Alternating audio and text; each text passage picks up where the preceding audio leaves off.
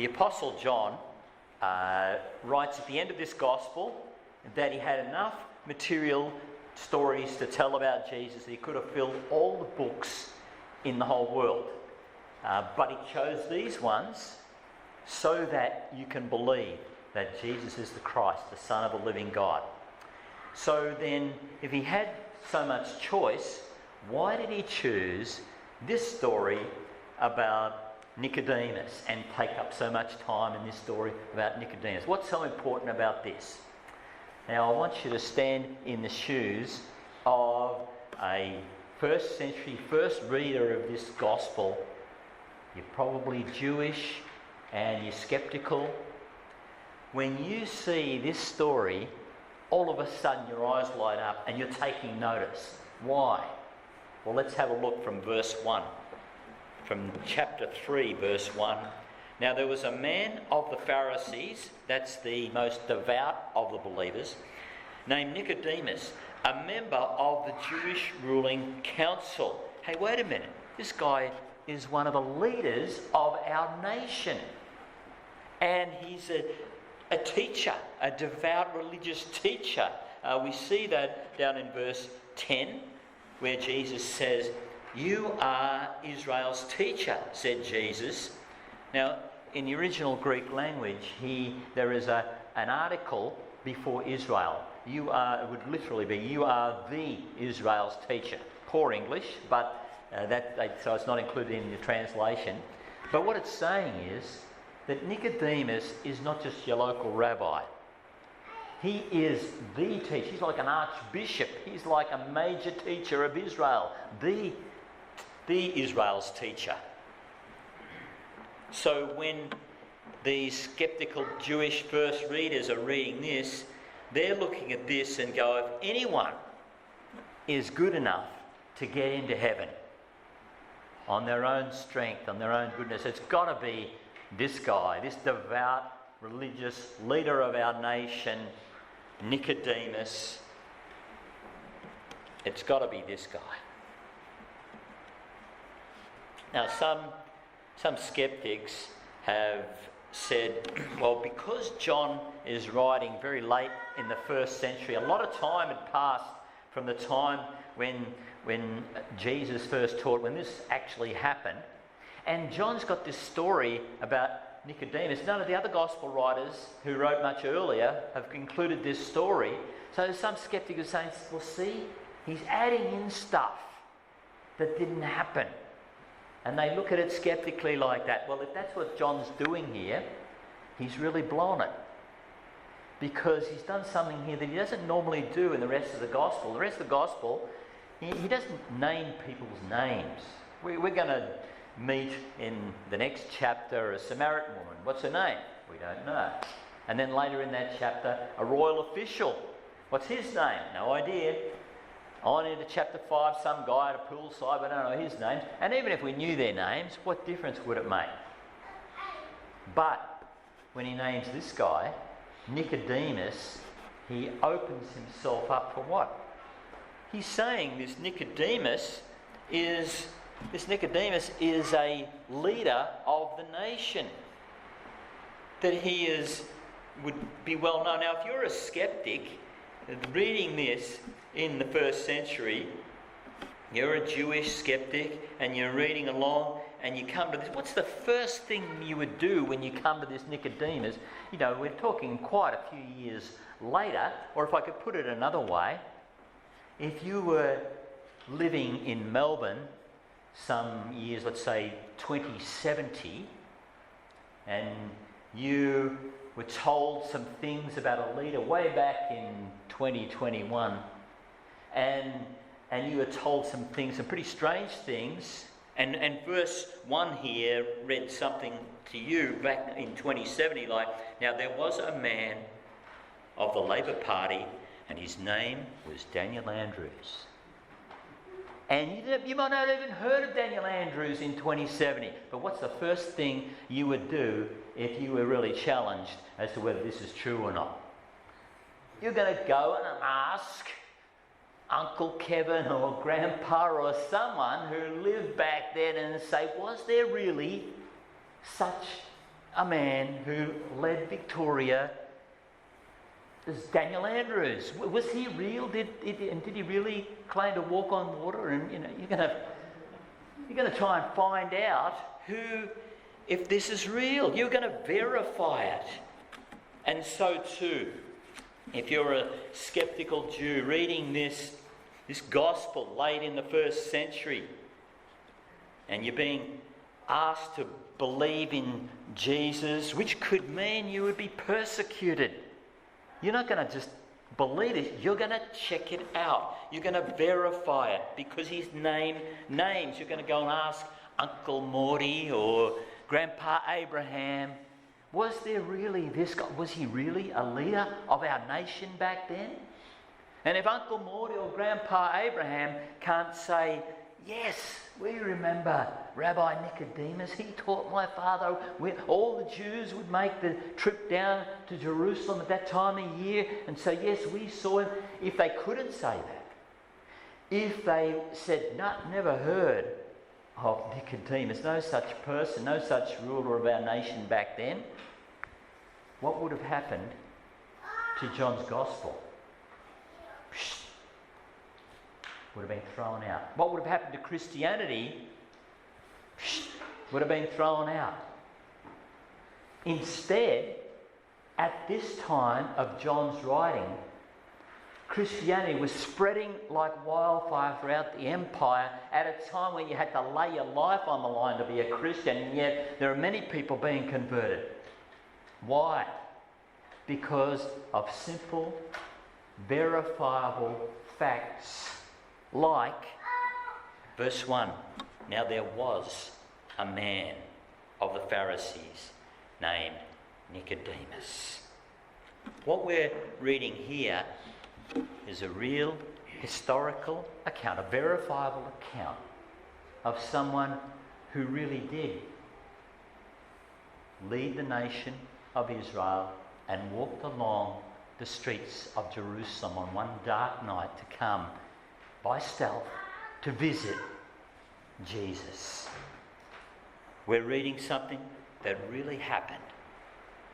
Now, in that first verse, there's an unusual construction in the original Greek language, because John would normally say, as we would say in English in verse 1, now there was a Pharisee, a man named Nicodemus. That's how he would normally say it, and but he's got this unusual construction. Instead of saying now there was a Pharisee, he says now there was a man of the Pharisees named Nicodemus. Just a little bit awkward. Why would he put it that way? Well, that's why we read earlier from the end of chapter 2, because there's actually a connection. The end of chapter 2, let's read that again from chapter 2, verse 23. Now, while Jesus, was in Jerusalem at the Passover feast, many people saw the signs he was doing and believed in his name. But Jesus would not entrust himself to them, for he knew all men. He did not need man's testimony about man, for he knew what was in a man. So Jesus didn't trust people who believed in his signs, but there was nothing deeper in the heart. And what's the first thing that Nicodemus says to Jesus? Have a look at chapter 3, verse 2. This man, Nicodemus, came to Jesus by night and said to him, Rabbi, we know that you are a teacher come from God, for no one can do these signs that you do unless God is with him. I believe in your signs. We just finished hearing Jesus does not trust people who just believe in the signs, but there's no change of heart. So do you see how these two things fit together, and why John uses this little unusual start to chapter 3? What have we got at the end of chapter 2? Jesus doesn't entrust himself to these people, these signs only guys, because he knew what was in a man. Chapter 3, verse 1. Now there was a man of the Pharisees named Nicodemus. Will Nicodemus turn out to be just another one of these signs-only guys. The story of Nicodemus is going to unfold from here as to who he really is, where he really stands. And we might have sympathy for Nicodemus as we read this story, but we need to be clear right up front. Nicodemus is an unbeliever. Jesus calls him an unbeliever. And he's talking about Nicodemus and his other fellow leaders in verse 12, chapter 3, verse 12, down in verse 12. He says, I have spoken to you of earthly things, but you do not believe. You're an unbeliever. And that's why Nicodemus is sneaking around at night time to come and visit Jesus. Verse 2, chapter 3, verse 2, he came to Jesus at night.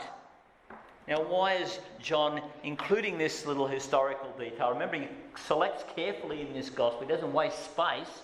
Well, what's the big deal about the fact that he came at night? Why, he's just too busy during the day. He's a busy, he's got all these meetings, the assembly and the pastoral visits and so on. He's busy in the day, so he just slipped it in at night. No, I don't think so. No, this is something that John does for us all through this gospel. He brings a moral connotation to night versus day and dark versus light. And as he does with most things, remember back in chapter 1, our Columbo preview, that is, like an episode of Lieutenant Columbo. They give away everything at the start. That's what John does. Chapter 1, verse 5. The light shines in the darkness, but the darkness has not understood it. That moral connection between light and dark, night and day. And it's a theme that goes through this gospel. This is the gospel where Jesus himself says, I am the light of the world. A moral light.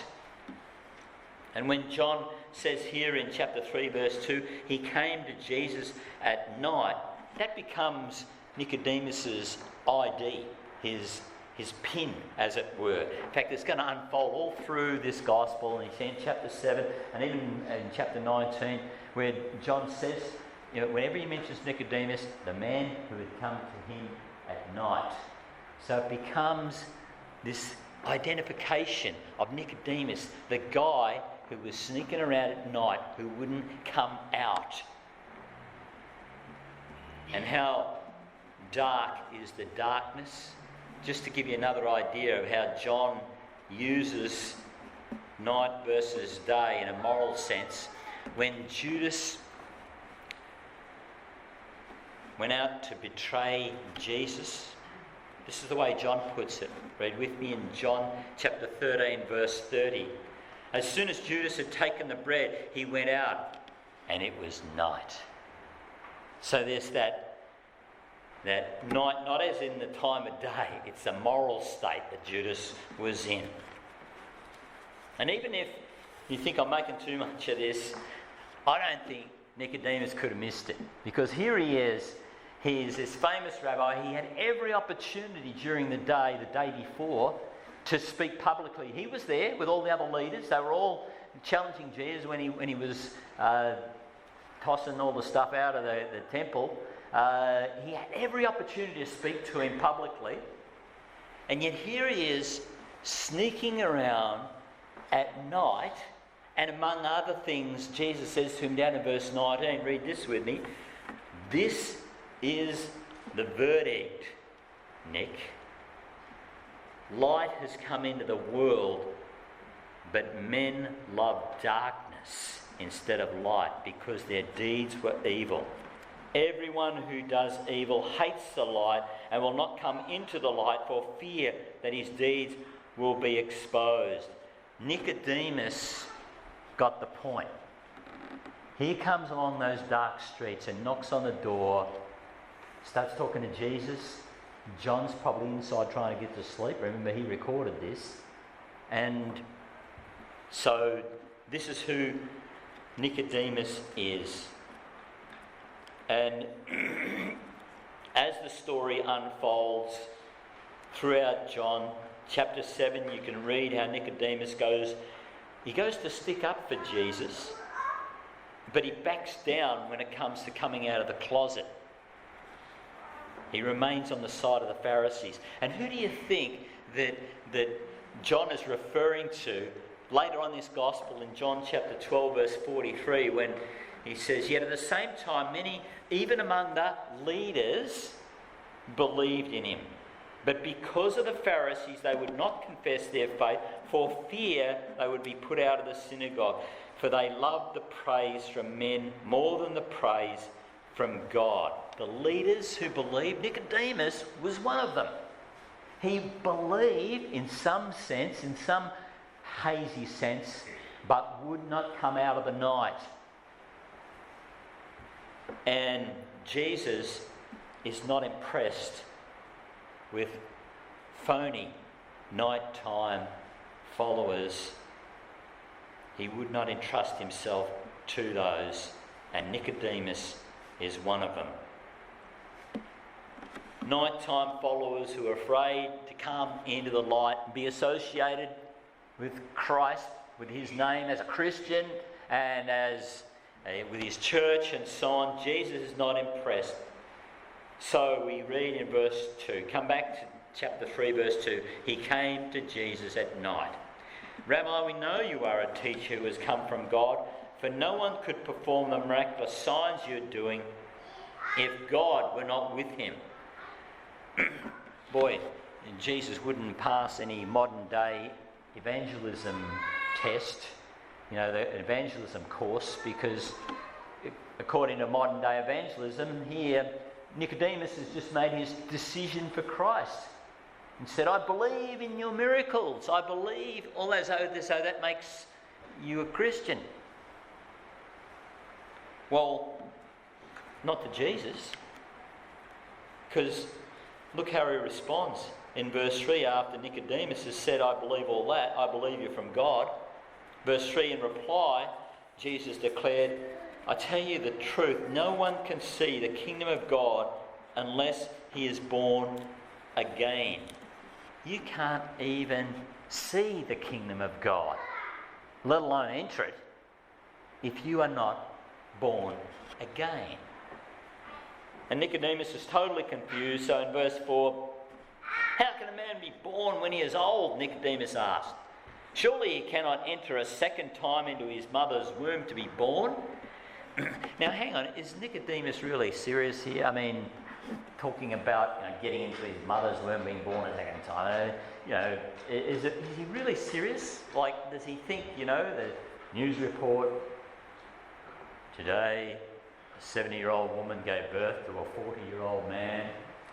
The baby weighed 84.5 kilograms, and they named the baby Nicodemus. Is he serious?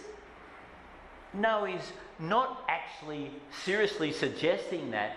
Nicodemus is so incredulous that Jesus could tell him that a good, devout man like him is not going to go to heaven. That he has to be born again. And this is Nicodemus's way of saying, "You've got to be kidding." He's not seriously suggesting that. What he means is, this is ridiculous. How could a man like me not be good enough that I would have to be born again? And that's why he goes off into all this stuff about his mother's womb and so on. Because this is total devastation to the human ego, and Nicodemus here in particular, he cannot believe it. How could I not be good enough?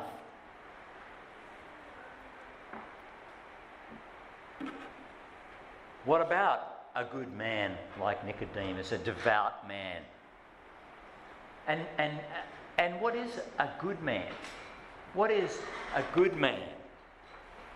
See, we've got our definitions of good man. If you want a definition in the first century of a good man, Nicodemus. He's about as good an exemplary, devout person as you could find.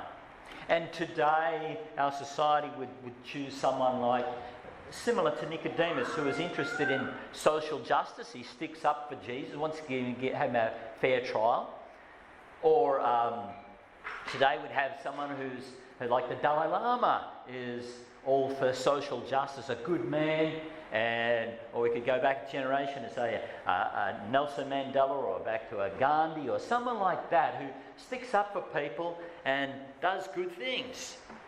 That's a good man. That's our definition. We sort of got a list in our minds, at least, of what a good man. And Nicodemus and Gandhi or the Dalai Lama, they're all up the top there. We're on that list. Yeah, we're not going to put ourselves at the top there, but maybe somewhere in the middle. We're not like the worst, and we're on the good person list. We're up there somewhere in the middle, maybe. It's all a matter of perspective, though, isn't it? Because if our perspective is one that's not like God's, God's perspective is perfection. God's perfect, and we admit that we're not perfect. Wow, we're really humble, aren't we? We admit we're not perfect. But that means that if we're imperfect, normally when you say something's imperfect, you think there's what's wrong with it, right? There's a corruption somewhere. If we're imperfect, then our perspective must be radically different than God's perspective on what good is. So we've got our list of where good is, but from someone who's perfect, that list may be very different as to what good actually is. I want you to think about that for a second. Perspective on what good is. Is there anyone here from Werribee? I'm glad. Okay. No one from Werribee, but have you ever driven past Werribee when the wind's blowing the wrong way, and you're driving along and you're thinking, what is that? And you start looking at the person sitting next to you in the car, and you're thinking, what is this, right? And yet, you ask someone from Werribee, and what do they say? They say, well, you get used to it after a while. And I go, well, that's when you really know you've got a problem. When you can get used to this. There's something really wrong here. It's all a matter of perspective on what is bad and what is not bad. Just whether you get used to it. What if we are so used to being sinners that from our perspective, we're kind of used to it, but the stench of our sin, every little white lie, every little prideful thought, every little wrong thing, reaches up to heaven and is offensive in God's sight. What if his perspective is that the least sin, the smallest sin, is enough to send you to hell? See, when we say people are good, of course, they may be true in a sense. We can admire good things done by a Gandhi or someone like that. Nicodemus was admired in his day. But God's list is different. Jesus said, whoever exalts himself will be humbled, and he who humbles himself will be exalted. See, it's a total humiliation of our ego to admit that I'm not good enough for heaven. That is totally humiliating. How can you say that my sin is so offensive to God that I can't get into heaven, that I must be born again? And that's got to come from God. verse 8 will tell us that flesh can only give birth to flesh, but the Spirit from Spirit. You need God to change you. And Nicodemus responds. How does Nicodemus respond to this offensive challenge? Verse 9, he says, how can this be? How can this be? And right there, encapsulated, Nicodemus sums up the cry of humanity when confronted with the fact that I'm not a good person, that I can't get into heaven the way I am. How can this be? How dare you say that I'm not a good person? How can you say that I'm just as good as any churchgoer? How can this be? How can you say that if I try my best, I believe in God and I try to do the best I can? How can this be that you say, that Jesus would say, you must be born again? See, we measure goodness by comparison to others, and we might be looking pretty good compared to some other people. And as long as you measure things that way, rather than God's perspective, you're going to be looking pretty good. You know, I'm sure Gandhi was a genuine, humble bloke who really was out for justice for people. But the question of humility is not just how I compare to others. The acid test of humility is in relation to God Himself and how I react to what God says about me rather than what I think about myself or even what other people say about myself.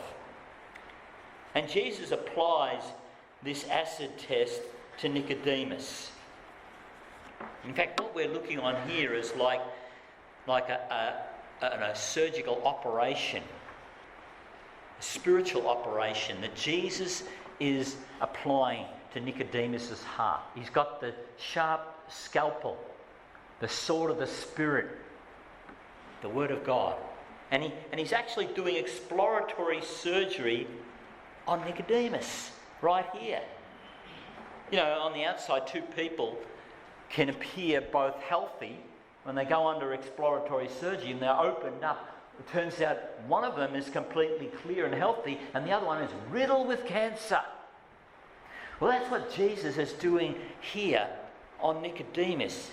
He's opening him up to see what's inside. Yeah, he believes in the signs. Yeah, I believe all that. So I believe in God. I believe in, I believe in Jesus. But what Jesus is doing here is opening up to see what's really on the inside. And it's like the world has been looking on in this operation for the last 2,000 years. Each one who reads this gospel is watching as Jesus applies the surgeon's knife to Nicodemus' heart with the words, "You must be born again." And how is Nicodemus going to react with that operation to see what's really in his heart? Will there be humility? Will when Jesus says you must be born again, say, "Oh, Lord, depart from me, I am a sinful man." Or, "Lord, give me this new heart. How then can I be born again?" Is that what Nicodemus is going to say? When Jesus cuts him open with the sword of the Spirit, with the words, "You must be born again." Nicodemus' response, verse 9, "How can this be? Cancer, riddled with it, failed the test." Not humility, but the same typical human, damnable human pride that takes our list of good people and the good people at the top, and we're somewhere in the middle, and Jesus turns it upside down and says the prostitutes and the tax collectors are going to get into heaven before you will.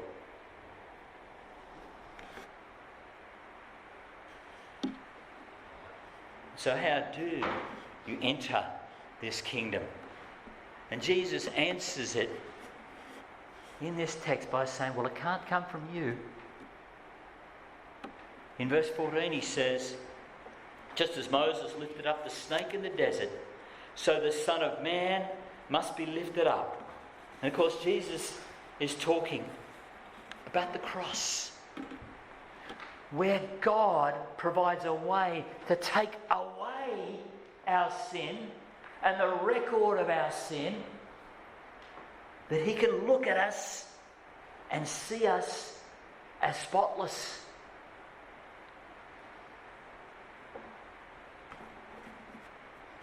The cross that is so offensive to human pride, because it's the cross that's saying you must be born again. It's the cross that says you're not good enough. It's the cross that's saying you can't do it.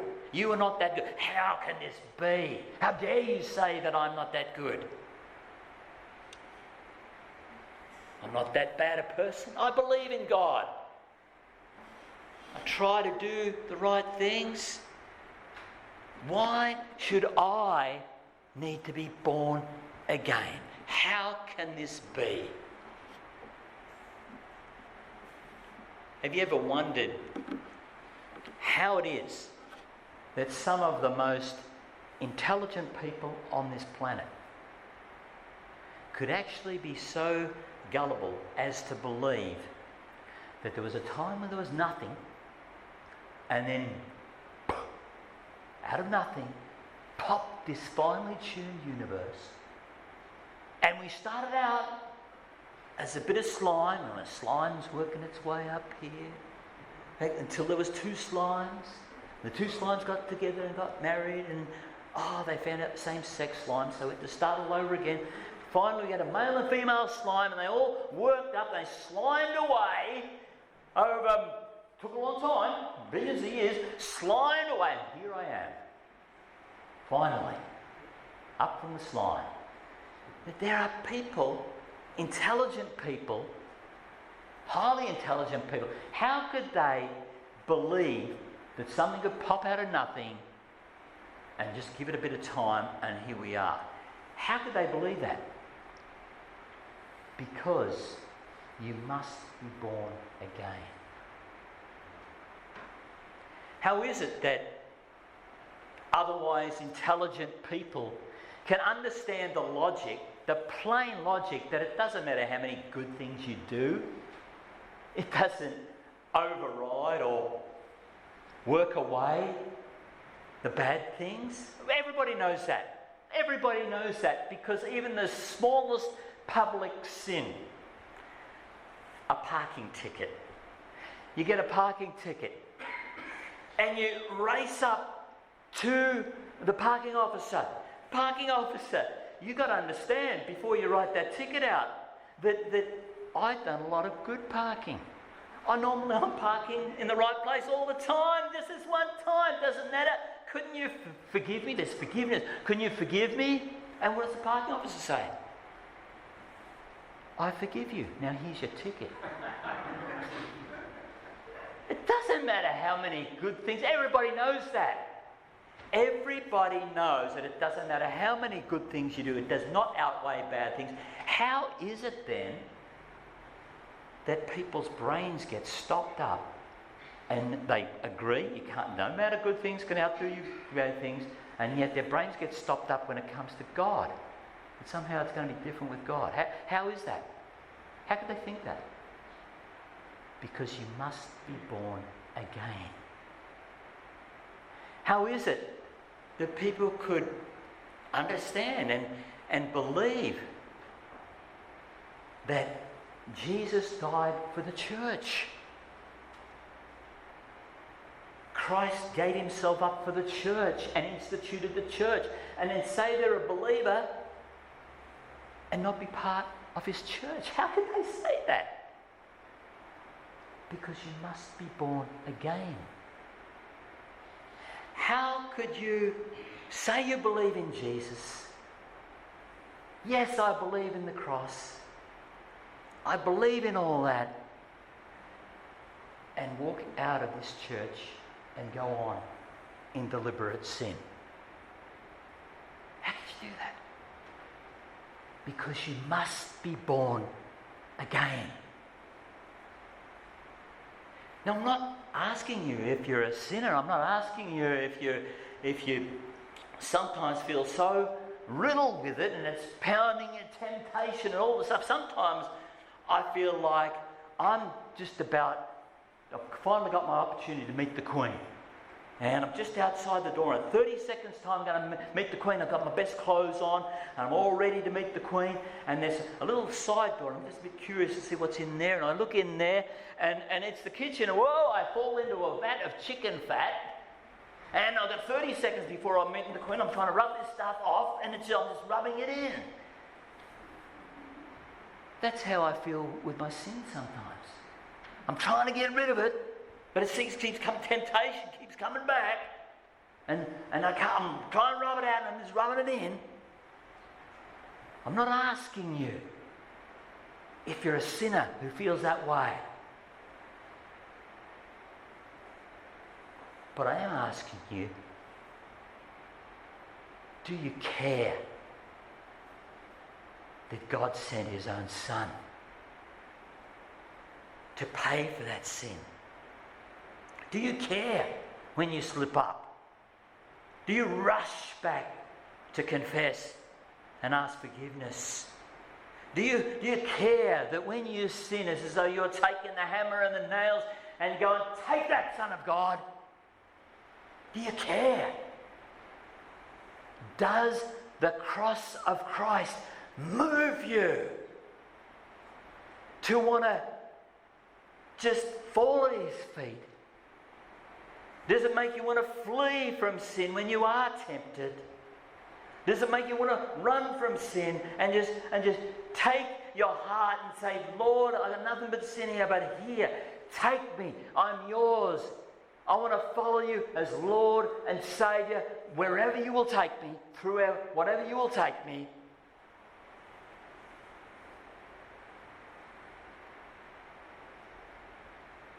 Then you are born again. If that is you are born again. You love Jesus more than your sin. See, Nicodemus was a good man, but he was in darkness. He came in the night. He wouldn't come out in the open. And we see it, as I've said before, unfolding throughout the gospel. He's always identified as a man who came to Jesus at night. He hides rather than coming out. Then towards the end of the gospel, after Jesus had died on the cross, they buried him. Who buried him? Well, there were two men who buried him. One was Joseph of Arimathea. Now, who would dare, after someone's just been executed for insurrection against Rome, so anybody of a family who took part in burial would necessarily, could possibly even be executed themselves. They may be an example made by Rome. At the very least, they would be kicked out of the synagogue for publicly aligning themselves with Jesus. Joseph of Arimathea, chapter 19, verse 38. Joseph of Arimathea asked Pilate for the body of Jesus. And he was accompanied by, who would he be accompanied by that would lose their career as an eminent leader of the nation and a teacher? Joseph came for the body. He was accompanied by Nicodemus. And how is he identified? The man who had earlier visited Jesus at night. The great teacher, the leader of the nation, made himself a lowly part-time undertaker for the sake of coming out of the night. Somewhere out of the darkness, Nicodemus was born again. come out of the night. You must be born again.